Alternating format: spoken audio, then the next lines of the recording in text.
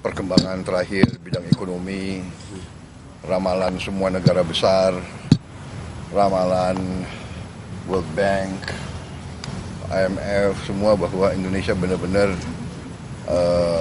punya potensi benar-benar untuk menjadi negara maju, ya.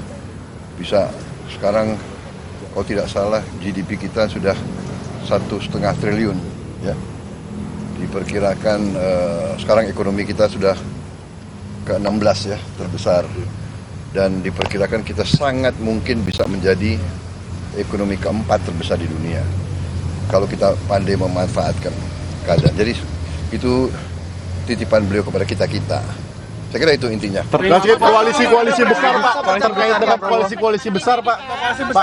Terkait dengan koalisi besar, Pak. Mengajak untuk bergabung bersama PDIP dan juga P3 mendukung Ganjar. Seperti apa, Pak, di dalam pembahasan politiknya, Pak? Tadi kita nggak terlalu rinci Tadi, begitu ya? Yang lebih banyak adalah bagaimana Indonesia ke depan. Ya, bonus demografi yang kita punya kesempatan 13 tahun ke depan, Ya. ini kita nggak boleh terlewatkan. Kalau kita terlewatkan untuk mendapatkan bonus demografi itu, maka kemungkinan nanti lewat kesempatan itu. Karena itu kita tidak boleh ketinggalan kesempatan itu. Jadi nggak ada bahasan soal politik di 2024, Pak? Hampir nggak ada. Soal copres-capres, Pak. Secara praktis tidak ya, tapi titipan besar bahwa kita harus rukun, ya. Kita harus kompak, bisa kerjasama demi negara. Intinya itu, demi bangsa dan negara. Saya kira itu ya. Pak, jadi nasib KIB sama KIR gimana nih, Pak? Ya.